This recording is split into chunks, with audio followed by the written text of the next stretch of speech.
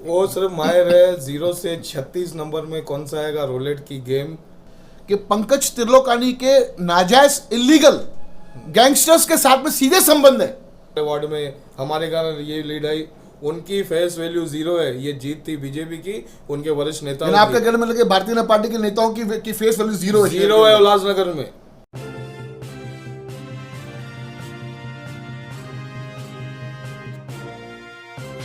आज लेते हैं मुलाकात राष्ट्रवादी कांग्रेस पार्टी शरद चंद्र पवार गठ के नेता पंकज त्रिलोकानी जी, और आज पूछते हैं कि जिस प्रकार से हमने, आप सभी शहरवासियों को पता है कि हमने एक मुहिम छेड़ के रखी है कि हम वार्ड वार्ड जाएंगे और वहाँ पे जो भी माजी नगर सेवक है उन्होंने किस प्रकार का काम किया।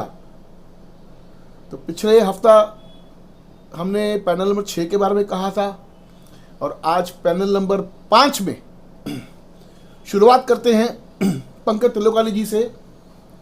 पंकज त्रिलोकानी जी 5 नंबर पैनल और 6 नंबर पैनल से इच्छुक उम्मीदवार है राष्ट्रवादी कांग्रेस पार्टी कालानी परिवार से। तो लेते हैं मुलाकात और पूछते हैं कि जिस प्रकार से आज जो भी नगर सेवक, जो आज के माजी नगर सेवक हैं, चुनने के बाद उनका एक ही एम रहता है कि कैसे हम भ्रष्टाचार करें, कैसे हम अवैध निर्माण करें, कैसे हम पैसे बटोरें। तो जिस प्रकार से आज आपका नाम बढ़ा है आपके वार्ड में, जो आपने दो वार्ड में दो पैनलों में अपनी दावेदारी रखी है, क्या आपका मकसद है, क्या सोच के आप इतने सक्रिय हुए दोनों पैनलों के अंदर? क्या आपका भी वही एम है कि भविष्य में जीत के पैसे कमाने हैं? क्या कहेंगे इस विषय के ऊपर? जैकी जी, सबसे पहले धन्यवाद, आपने मुझे अपने चैनल पे बुलाया और मेरे मत रखने का मुझे एक मौका दिया, उसके लिए बहुत बहुत धन्यवाद। और मैं अपने इंटरव्यू देने से पहले मैं हमारे जो आमदार जी हैं कुमार एलानी जी, उनके जो सुपुत्र श्री धीरज एलानी जी, उनका स्वर्गवास हुआ है, उनके लिए मैं भावपूर्ण श्रद्धांजलि अर्पित करता हूँ। उनको भगवान अपने चरणों में शरण दे। जेकी जी अभी चालू करते हैं। अभी आपका जो विषय था कि भाई आप जो क्या मकसद है आपका, हाँ। कि पैसे बनाने के, जैसे माजीव नगर से सिर्फ पैसों के लिए कर रहे, पैसे बनाने के। जेकी जी, पिछले 10 साल से मैं सक्रिय राजनीति में हूँ। हाँ। और काफ़ी सारे मैंने ऐसे कार्य किए जो मुझे कोई नई फंड आया नहीं किया, मैंने अपने पैसों से किया। बराबर। और मुझे कोई लालच नहीं है। जैसे कि 2016 में पानी की भयंकर समस्या थी, सही। मैंने घर घर में पानी पहुंचाया, टैंकरें पहुंचाए, वो भी सिर्फ अपने खर्चे से। कोई मुझे लालच नहीं था, सिर्फ एक था कि लोगों की सेवा करनी है और लोगों के काम आना है, मानवता के हिसाब से। क्योंकि मैं देख रहा हूँ जो हमारे माजी नगर सेवक है, उनकी जो सोच है वो बिल्कुल 0 सोच है। कोई आगे आने, युवाओं को आगे आने का अवसर कुछ भी नहीं, कोई काम नहीं, सिर्फ और सिर्फ उनका लार्जेस्ट इंटरेस्ट है पैसा कमाना, जो कि नहीं होना चाहिए। हमारे शरद चंद्र पवार जी के भी विचार है 80% राजनीति करो, 80% समाज सेवा करो, 20% राजनीति करो। तो उन्हीं सिद्धांतों को मैं आगे जो अपने दिमाग में रख के चलता हूँ। तो जो आज के जो नगर सेवक है माजी ने, वो ये बिल्कुल भी नहीं है। आप देखेंगे हमारे पैनल 5 के नगर सेवक है जो वार्ड में मैं सक्रिय हूँ, वो जो माजी नगर सेवक है वो सिर्फ एक ही बात पे बहुत ज़्यादा माहिर है। हाँ। आप सोचते रहे कुछ काम करता रहेगा, बहुत अच्छा काम करता रहेगा, कौन सा कॉज कर समाज सेवा करता रहेगा। वो सिर्फ माहिर है 0 से 36 नंबर में कौन सा आएगा रोलेट की गेम, जुआ, उसमें माहिर है। उसको सब मालूम है अभी कौन सा नंबर आने वाला है, अभी कौन सा नंबर आने वाला है। सबसे बड़ा वो जुआरी है शहर का। अरे बाप। और आप वो सीधा ऐसे आरोप है, मैं सीधा क्या प्रूफ देता हूँ। चलो मैं इधर इंटरव्यू देता हूँ, आप अपना आदमी अभी भेजिए, उसका मोबाइल चेक कराइए किसी, उसमें रोलेट ऐप अगर नहीं हो, आप जो शर्त बोलेंगे मैं हारूंगा। रोलेट ऐप एक होता है जिसमें जुआ खेलते हैं। अभी ऐसे सोच वाले अगर नगर सेवक रहेंगे तो हमारी युवा पीढ़ी कहाँ पे पहुंचेगी? वो एक बहुत बड़ी गंभीर विषय की बात है। आप अपने ही वार्ड के माजी नगर सेवक जो बहुत कम आयु में सबसे पहले नगर सेवक बन चुके उल्लासनगर शहर के, आपने उनके ऊपर डायरेक्ट गंभीर आरोप लगाया कि 0 से 36 तक का उनका लार्जेस्ट इंटरेस्ट रहता है। तो मैं आपसे पूछना चाहूँगा पंकज जी कि जिस प्रकार से आज आपकी भी टीआरपी बढ़ी है शहर के अंदर, और काफ़ी लोग यानी आपके राजनीतिक जो ऑपोजिट वाले हैं, राजनीतिक दुश्मन कहें या राजनीतिक आपके राइवल्स कहें, उन्होंने सीधा सीधा कहा है कि पंकज त्रिलोकानी के नाजायज इलीगल गैंगस्टर्स के साथ में सीधे संबंध है। बाकायदा मैं नाम लेके कहता हूं कि आपके संबंध है सुरेश पुजारी के साथ में। आप इस विषय को कैसे देखते हो? आपको गंभीर आरोप लग चुके हैं। बिल्कुल, ये आरोप लग चुके हैं और काफी टाइम मैंने बोल भी चुका हूँ। आज मैं आपके न्यूज चैनल के माध्यम से भी बोल रहा हूँ, जिसने मेरे ऊपर किया है ये केस, ठीक है ना, बोल रहे हो सुरेश पुजारी, ये बार बार मेरे ऊपर दाग लग रहा है। जिसने मेरे ऊपर केस करवाया ये अंडरवर्ल्ड का कि सुरेश पुजारी का ये आदमी है क्या है, और जिसने जो पुलिस वालों ने ये केस दाखिल किया है मेरे ऊपर, झूठा केस, वो और जिसने केस किया है, और सुरेश पुजारी, मैं तो हूँ इधर ही, मैं कोर्ट को दरखास्त करूंगा कि हम सबकी लाइव डिटेक्टिव टेस्ट या नार्को टेस्ट जिससे सच सामने आए, जो सच सामने आए और दूध का दूध पानी का पानी हो, शहरवासियों के सामने हो। ये सिर्फ बातें से करना, कोई प्रूफ नहीं मिला आज तक। अगर प्रूफ मिलता रहता, मैं वापस बोलता हूँ आपको, मैं सलाखों के पीछे रहता था, आपको इधर एसी रूम में इंटरव्यू नहीं देता था। यानी कहीं ना कहीं ये जो आपके आरोप ये बहुत बड़ा रैकेट है झूठे केसेस करवाने के लिए। अच्छा, वो मैं, आप पत्रकार है, ये आप मुझसे सवाल पूछ रहे हो, पहले ये तहकीकात करिए आप कि ये झूठे केसेस कैसे हो रहे लोगों के ऊपर। बस किसने एफआईआर कर दी, उसने फोन कर दिया, ये मेरा दोस्त है। नहीं, हम तो एफआईआर के बेस पे पूछ रहे हैं। ठीक है ना, आप तहकीकात तो करिए, उसमें प्रूफ क्या मिला है, एविडेंस क्या मिला है, मेरा और उसका रिकॉर्डिंग मिला है, मेरा और उसका सीडीआर मिला है। बस उसने फोन किया, मेरा पंकज दोस्त है, इन लोग ने मान लिया, एफआईआर कर दिया। वो फोन करेगा, मेरा शाहरुख खान दोस्त है, तो मानेंगे या शाहरुख खान दोस्त है? ये सब मनगढ़ंत बातें, ये मुझे प्लॉट करके फंसाया गया है। वो माननीय कोर्ट को भी मालूम है, मेरा माननीय कोर्ट में ये केस पेंडिंग है, और मुझे बहुत ही विश्वास है अपने भारतीय न्यायालय पे कि मुझे बरोबर मुझे इंसाफ मिलेगा, और जो दोषी हैं ये उल्टा उनके ऊपर ही ये जाएगा। एक दिन मैं आपको दिखाऊंगा, दूध का दूध पानी का पानी हो जाएगा। आपका कहने का मतलब है कि जो आपके जो विरोधी है, हाँ, राजनीतिक विरोधी है, हाँ, उन्होंने एक ऐसा षड्यंत्र रचा, बिल्कुल, कि जैसे पंकज त्रिलोकानी की टीआरपी नहीं भरे अपने वार्ड के अंदर, बिल्कुल। और अब तो मतलब काफी टाइम से चुनाव टलते भाई मैं अभी गवर्नमेंट को दरखास्त करूंगा आपके चैनल के माध्यम हाथ जोड़ के कि एसआईटी गठन करे, बिल्कुल जांच हो, एकदम जो ऑफिसर अच्छे लेवल के साफ सुथरे उनके ध्यान, उनके उसमें जो ये क्या बोलते केस की इन्वेस्टिगेशन। हाँ। तो दूध का दूध पानी का पानी आ जाएगा, वो एसआईटी गठन में सब सच आ जाएगा, कौन दोषी है, कौन आरोपी है, कौन क्या है। बाकी ऐसे बोलने से, फोन कराने से खुद को कि मेरा दोस्त है तुम एफआईआर में नाम, ये बचपन की बातें हैं, और ये सब प्लॉट किया हुआ है। मैं जल्द से जल्द न्यायालय को दरखास्त करूंगा कि ये केस में संज्ञान लेके दूध का दूध और पानी का पानी हो जाए।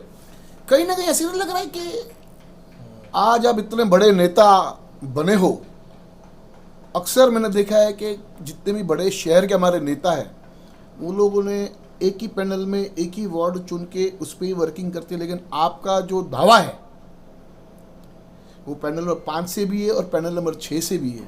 तो इसका जानने का कारण समझ सकता हूँ कि भाई पैनल नंबर 5 से भी आप इच्छुकदार हो, पैनल नंबर 6 से भी हो, आपका एक पे फोकस क्यों नहीं है? जेके जी, वो जो मेरा वार्ड है, वो जिधर मैं वर्किंग करता हूँ, सक्रिय हूँ, हाँ। वो एक बाउंड्री लाइन है, कुछ पार्ट 5 में आता है, कुछ पार्ट 6 में आता है। वो समीकरण आगे जो पार्टी डिसाइड करेगी किधर मुझे टिकट देंगे या तो मैं किधर भी बखूबी निभाऊंगा अपना रोल, और सीट किधर से भी मैं चुन के आऊंगा, ये मैं दावे के साथ कहता हूँ आपको।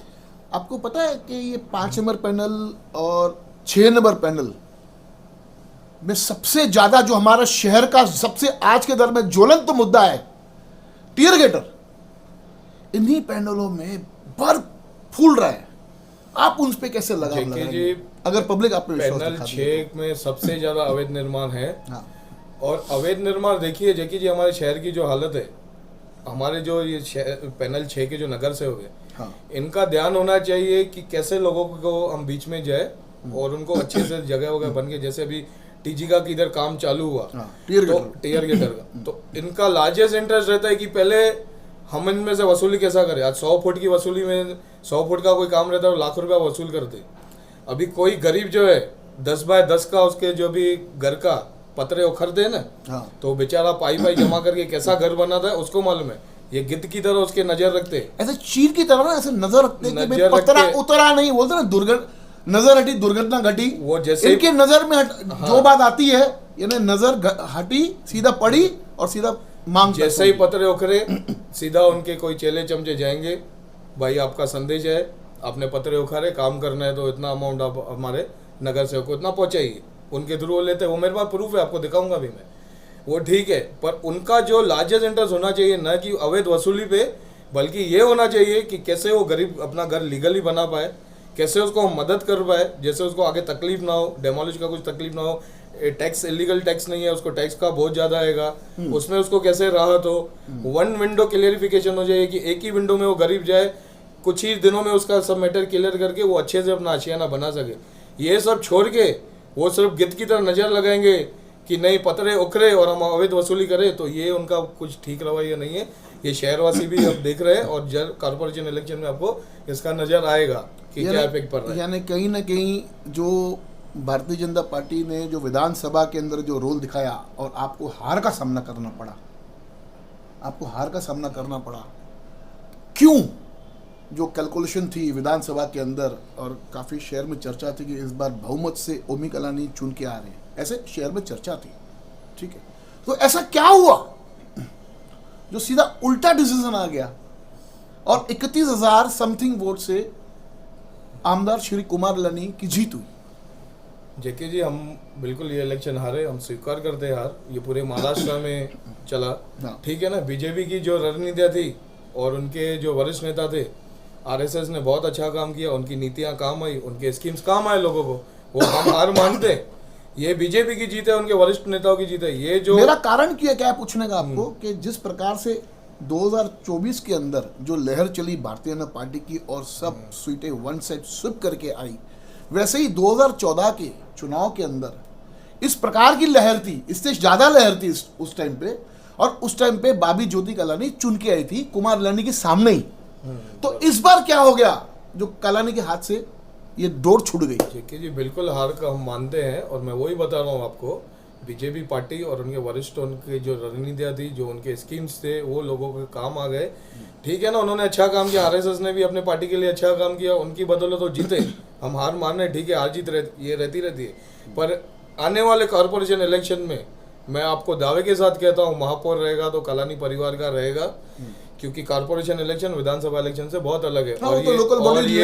और ये जो समझ रहे, ये जो माजी नगर से भी हमारे कारण इतनी लीड आई, हमारे वार्ड में हमारे कारण ये लीड आई, उनकी फेस वैल्यू 0 है। ये जीत थी बीजेपी की, उनके वरिष्ठ नेताओं की। आपके घर में लगे भारतीय जनता पार्टी के नेताओं की फेस वैल्यू 0 है। उल्लासनगर में जो वरिष्ठ नेता है और भाजपा के जो खुद जो उनके सिंबल है, जो उनके वरिष्ठ है, उनकी फेस वैल्यू है। इधर के लोकलों की कुछ भी वैल्यू नहीं है। मैं फिर से आपको बोला, वो इन आने वाले आपको कॉर्पोरेशन इलेक्शन में आपको दिख जाएगा क्या है क्या नहीं। मैं दावे के साथ कहता हूँ। आपको क्या लगता है, आपको ये जो अवैध निर्माण, जो टीयर गेटर फड़ फुल रहा है, जैसे आपने कहा कि पैनल नंबर 6, तो समझो ऐसा कोई समीकरण बन के आता है और आपकी पार्टी और आपके वरिष्ठ नेता अगर कहते कि आप 6 नंबर पैनल से चुनाव लड़ो, क्योंकि 6 नंबर पैनल के अंदर टीयर गेटर का भरपूर काम है। भरपूर है, बरोबर है। अवैध वसूली भी भरपूर करते नगर से उधर से। तो एक होता ना कि जिस प्रकार से आप डैशिंग एक नेता हो और आपको अगर जवाबदारी मिलती है पैनल नंबर 6 की, होता ना कि भाई ये इंसान यहाँ पे सक्षम है और यहाँ पर हमारा स्ट्रॉन्ग कैंडिडेट होना चाहिए जो भविष्य में इस वार्ड को अच्छा काम मिले, बरोबर, अच्छा एक नेतृत्व मिले। तो पैनल नंबर 6 में अगर नेतृत्व करने का मौका मिलता है तो टीयर गेटर को लेके आपका क्या स्टैंड रहेगा फाइनल? देखिए जेके जी, अगर मुझे वहाँ पे मौका मिलता है, पहली बात तो मैं चाहूँगा कि ऐसे कोई हमारे क्लॉज आ जाए, या कमिश्नर साहब वो टाइम पे जो समीकरण बैठते, जो कमिश्नर रहेगा, जो महापौर बैठेंगे, उनसे दरखास्त करूँगा ऐसा कुछ हो कि जो पेपर वर्क प्रॉपरली होके, या जैसे रिस्क बेस्ड प्लान होता है या कौन से भी प्लान से जो लीगली वो जो गरीब बना रहा है उसको आगे चल के तकलीफ ना हो, वो मेरी कोशिश रहेगी कि वो वन विंडो क्लियरिफिकेशन हो, एक ही विंडो में उनका कुछ ही दिनों में सब पेपर वगैरह क्लियर करके वो अपना घर आशियाना बना सके, आगे चल के उसको ना इलीगल टैक्स का बोझ है और ना डेमोलिशन का खतरा हो और ना कोई ब्लैकमेलर उनको तंग करे, ब्लैकमेल कर सके। ये मेरी सोच है। बात समझ में नहीं आती कि एक बेचारा व्यक्ति, एक शहर का सिटीजन, जितना अधिकार नेताओं का शहर के ऊपर है उतना एक सिटीजन का भी अधिकार है इसी शहर के ऊपर, धरती के ऊपर, ठीक है ना। ये हमारी जन्मभूमि है, कर्मभूमि है। तो ऐसा क्या माजी नगर से होने के बाद भी इतना दबदबा कि अपने वार्ड वासी को इतना डरा के रखने का और कहने का कि नहीं बाबा, अगर कुछ भी करना है, घर बनाना है, कुछ भी बनाना, तो हमसे परमिशन लेना। तो भाई ये काय की परमिशन लेना तुम हमसे? भैया तुम हो कौन? तुमको पावर किस बात का है, माझी हो माझी की तरह ही रहो। तो इस प्रकार की जो लोगों की, जो नेताओं की जो धारणाएं हैं, जो बेमतलब का अपने आपको महापौर समझते हैं, बेमतलब का जैकेट पहन लिया तो अपने को बड़ा नेता समझते हैं, तो ये सब क्या है?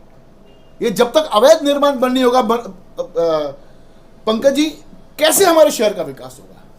अवैध निर्माण देखिए, जेके जी जो घर बना रहा है उसकी भी मजबूरी है, हमारा पॉपुलेशन ही ऐसी है, या कुछ पहले जैसा बना हुआ है तो पेपर्स वगैरह किसी क्लियर नहीं है। जो चुने हुए नेता हैं उनको ये ध्यान देना चाहिए कि कैसे ये उनके बेचारों के पेपर क्लियर करके रिस्क बेस्ड प्लान हो, या कैसे लीगली तरीके से इनको घर बने, जैसे आगे कोई तकलीफ ना हो, वैसा रहना चाहिए। ना कि अवैध वसूली पे उनका लार्जेस्ट इंटरेस्ट रहता है कि सिर्फ हम अवैध वसूली करें। आप बीच में पैनल 6 के लिए बोले थे कि कोई नेता है जो मिठाई मांग रहा है, इतनी मिठाई दोगे तो करूंगा, वो भी मुझे मालूम है कितनी मिठाई मांगी थी, कि कौन सा नेता है, वो भी मैं आपको खुलासा करूंगा बहुत जल्दी। तो ये सोच वाले नेता नहीं होने चाहिए मेरे हिसाब से। कोई अच्छे सोच वाले यंगस्टर डैशिंग होने चाहिए जो सच में शहर का विकास करे, ना कि सिर्फ अवैध वसूली और ब्लैकमेलिंग करने के हिसाब से वो चुन के है। बहुत अच्छा लगा आज पंकज जी से बात करते हुए। अभी जैसे जैकेट का नाम लिया तो मन में एक सवाल आ गया। पैनल नंबर 6 वार्ड नंबर 35 को आदर्श वार्ड का दर्जा मिला हुआ था। जब भी हमारे माजी उपमहापौर विनोद तलरेजा साहब, बड़े अच्छे इंसान हैं, मेरे काफ़ी मधुर संबंध है उनके साथ में, उन्होंने काफ़ी मेहनत किया और उस टाइम पे वो कालानी खेमे के साथ में जुड़े हुए थे, आज भी जुड़े हुए टीओ के खेमे से। तो एक आदर्श वार्ड का दर्जा एक काम के बेस पे मिला। लेकिन जब परिवर्तन हुआ, जब वहां पर परिवर्तन हुआ और वहां पर दूसरे कुछ नेता लोगों के हाथ में कमान आई, तो आज इस वार्ड का नाम बदल के फाउंटेन वार्ड हो गया है। तो मैं कहना चाहूंगा वहां के नेताओं को कि भैया ये जैकेट पहनने से और बड़ी बड़ी बातें करने से इंसान नेता नहीं बनता है। जब आप वार्ड से पैदल निकलते हो ना, तब लोग आपको देख के मुंह चुड़ा लेते हैं, अपना मुंह मोड़ लेते हैं, क्योंकि उनको पता है कि दुआ सलाम करने से भी उनका उस दिन का नुकसान होगा, खराब होगा दिन। तो ऐसी प्रेरणा पैदा करो शहर वासियों के बीच में, जो कम से कम आपसे शहर के लोग, वार्ड के लोग आपसे हंस बोल ले। तो ये जो आदर्श वार्ड से जो फाउंटेन वार्ड तक बना, उसका जिम्मेदार कौन? कमेंट बॉक्स में जरूर लिख के भेजिएगा। धन्यवाद। देखते रहिए फिर से न्यूज़ चैनल।